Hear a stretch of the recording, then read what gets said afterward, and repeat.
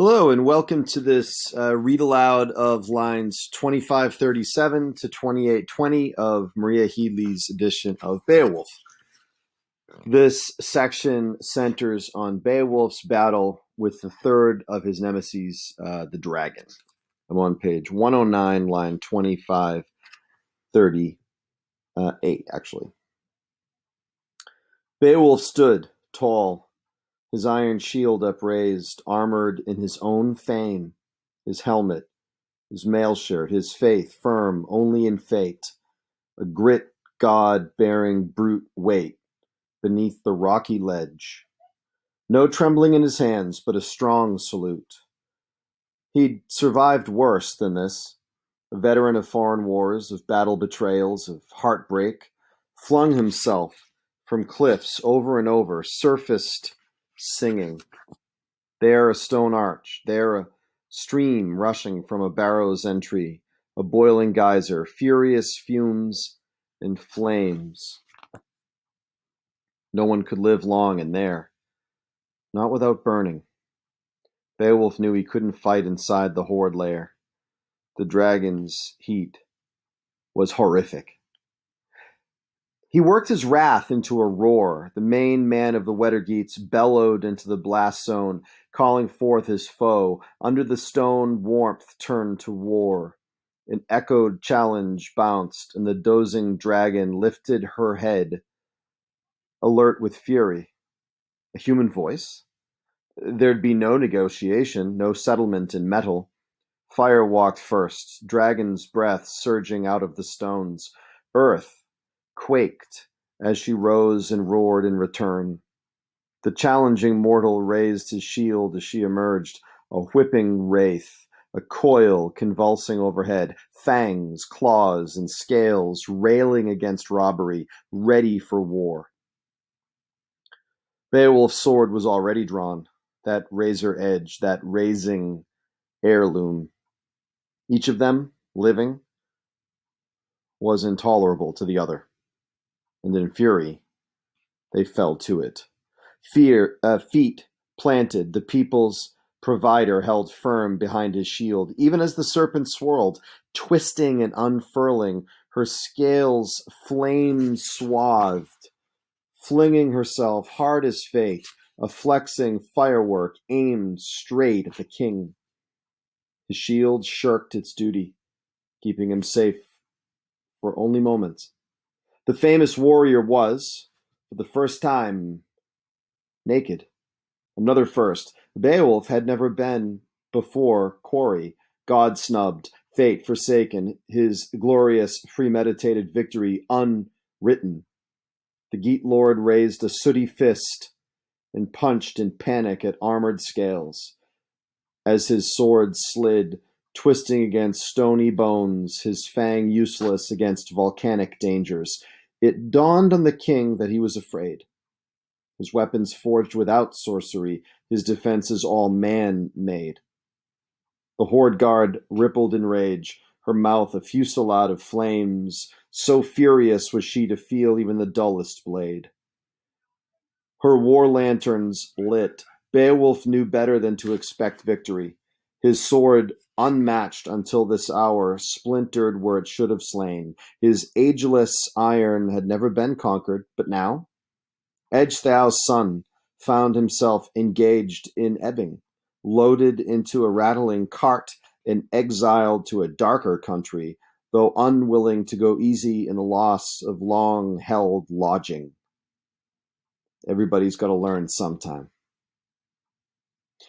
Back at it again. The two battled furiously, the dragon renewed, rapturous, inhaling, uncoiling afresh. The man who'd been king was wreathed in flame. He knew the end was near.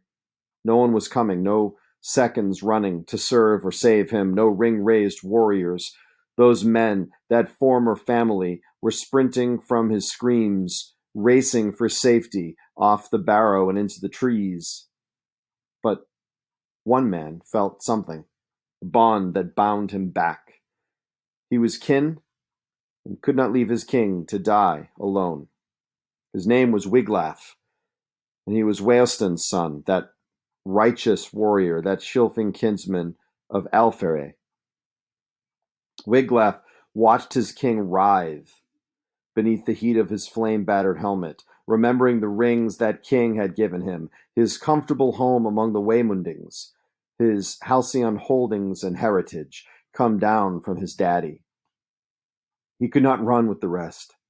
He raised his linden shield and lifted his sword, a blade with lineage of its own, a weapon come from Eadmund, Althere's son, that exiled friendless one that Weohstan had killed in combat. He'd borne his victim's arms back to the dead man's kin. His engraved helmet, woven chainmail and sword, giant forged. Anella returned the gear, ring gift to a kin killer. Though slain Eadmund had been his nephew, Weohstan held the hostile sword for the rest of his life. Helm, sword, shirt, until his son came of age and needed metal to prove his worth. When he was dying, gray and aged, embarking into the unknown, he showered Wiglaf in battle bounty. Geet witnessed. Now was the young warrior's first chance to align himself with his lineage, to fight for his father and for his ring lord. He had a strong spirit, and his inheritance was sharp as ever, a thing the serpent would learn when they soon met. Repulsed at their reluctance, Wiglaf sought to convince his companions. Bro, listen. Remember in the mead hall, we swore to our lord we'd stand by him. Swore to our ring giver we were worth his investment, that we'd bleed in our battle gear given us for fighting, not strutting. He favored us from among the flock, gave us gifts, called us more than just mill-run warriors. I know he insisted he climb this hill alone, the head of our country, the best of men, but it's time for us to defy him. Get in the zone. He's falling. Do we watch him drop? No.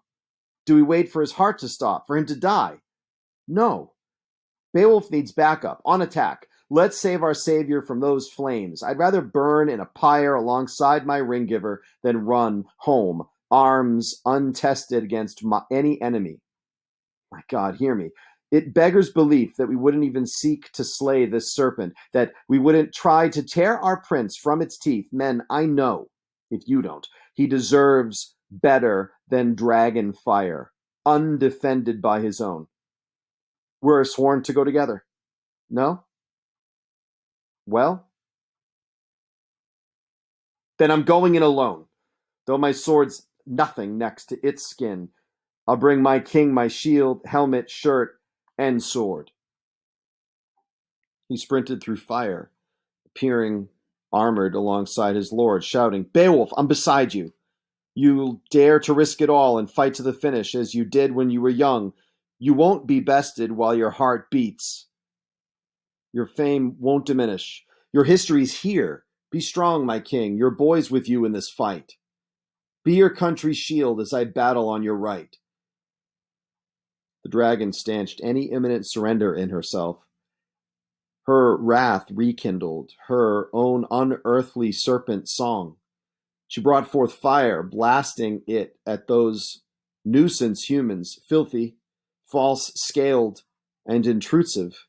She scintillated sword and shield, flash-burning Wiglaf's linden wood to ash. His mail shirt was like linen to her, so he ducked under his kinsman's shield, still fighting. His king shared that steel umbrella once the young warrior stood beside him, showered in sparks. Invigorated by the thought of victory, the king used all his strength to strike, lunging at possibility. Nagling was the victim of the swing, snapping like a straw. Beowulf's blood-tested blade was wrecked by dragon skin. It was not our man's weird to be assisted by sword, no, not by sharp edges nor ancient iron, and his gray blade gave way under too strong a swing, shattered by too straight a stroke. Beowulf got no win from that weapon. The third round sounded. Firebreather rallied, rocketing from her corner and diving at that warrior, driving needle fangs into his throat, shaking him like a captured flag. Beowulf went, limp, his body wound-worn, drenched in his own dark life-blood. Here's what I know. Wiglaf, Weohstan's son, saw his king collapsing and showed his bloodline's bravery and Geat-born grit. His fighting hand was singed as he dodged the dragon's head, but he drove lower, spurning safety, to spit the serpent's stomach with his ogre-etched sword. With that blade in her belly, she couldn't belch flame. Her fires sputtered. Now Beowulf, with his last strength, drew a dagger from his hip, a lethal hunting thorn, and dipped it into the dragon's side, wounding her fatally. Blade met body, a bleak and bitter fight. Together, these two slew their foe, courage conquering flight. And that duo, kin by blood and bone, did it side by side. Every warrior should step up to serve his lord, throw down regardless of odds. This was the last battle for the king, though, his final victory, a grim one. The old warrior's wounds wept the dragon's legacy. Scalding spit set by poisoned fangs, seething into sepsis. Beowulf knew he was a goner. His chest heaved with each heartbeat. He slumped against the wall, doomed but dignified, admitting defeat, easing his broken body down. He fixed his eyes on the stone of the hall, arches curving over tall columns, working in an edge before he lived, by giants long gone under. And his new battle brother, better than any of those others, hand washed his king's wounds, serving sweetness even in this sorry state, unhelming him, bathing him, bringing him peace. Beowulf spoke, mortally wounded. Despite the doom diminishing his light, he unlocked his word vault. His time was waning.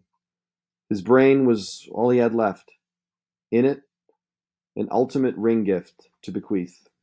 Death drew close and knelt beside him.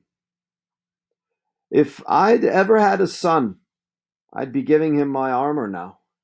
But I never fathered one, never gave my blood to an heir, and so this death is final.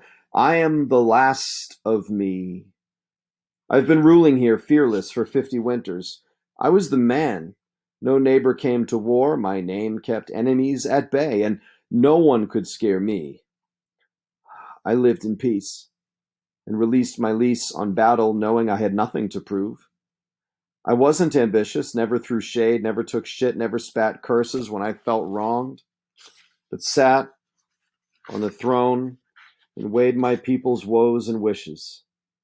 I have to say I did okay. Now, as I lie dying, doomed by dragon, no one can claim I was a bad king. God can't call me a murderer, for I slew none of my kin. My boy, get a move on and bring your lord's last request.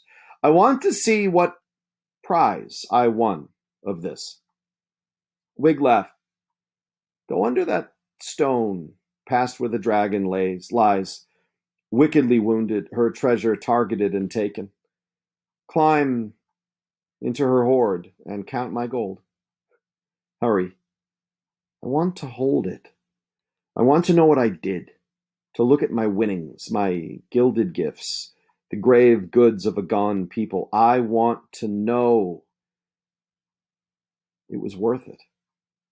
My dying will be easier if I see what I died to do. Garner a giant's treasure in exchange for my life.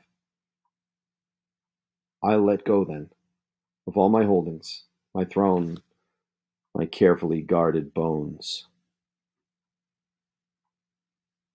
Bro, here's how the story goes. Weohstan's son went, directly, obeying without question the command of his dying king. Still dressed in heavy vines of mail, he ran to bring his men satisfaction, ducking below the stony ledge into the barrow. He was victorious. Battle brightened, and saw with shining eyes a trove of hoarded heaven, riches beyond compare, tapestries, piles of gold heaping the floor. That old moon-splicing serpent's lair was full of ancient pitchers for pouring peace, goblets, cups, corroding, without women to offer them up.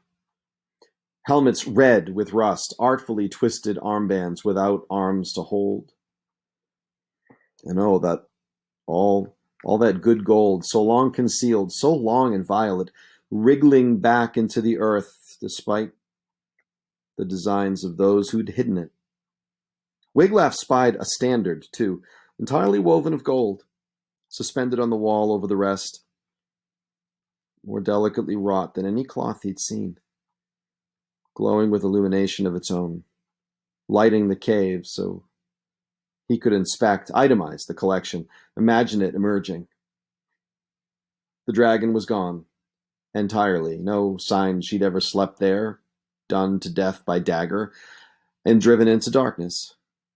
Then, so I'm told, that man plunged his hands into the hold, that ancient hoard of giants' gold, and filled his arms with feast gifts, plates, goblets, anything, everything his heart desired, taking also the standard, dragging the dragon's lantern down from the wall.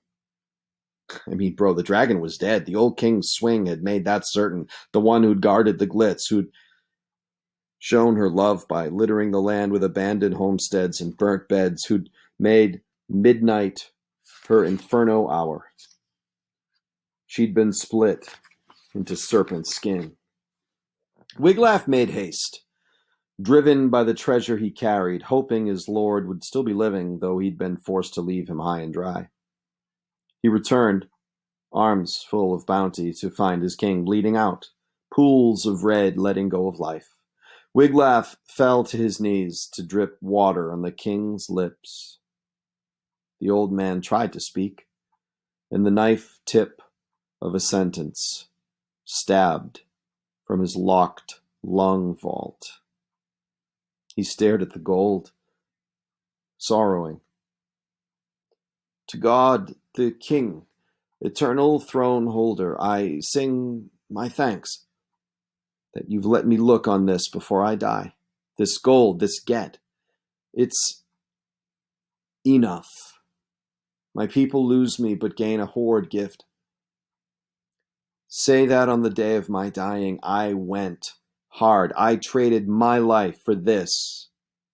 It's a good bargain. My God, watch over my Geats. I'm going.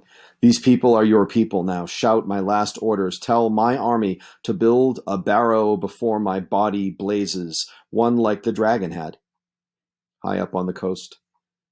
I want it visible, towering like a giant's tooth on a whale's cape, so my people know I was king.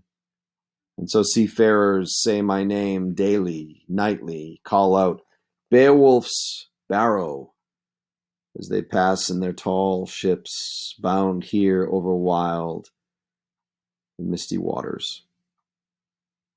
The king unlatched his heavy golden collar, handing it off to his young defender, giving him also his ornate helmet and war shirt, instructing him to wear them all.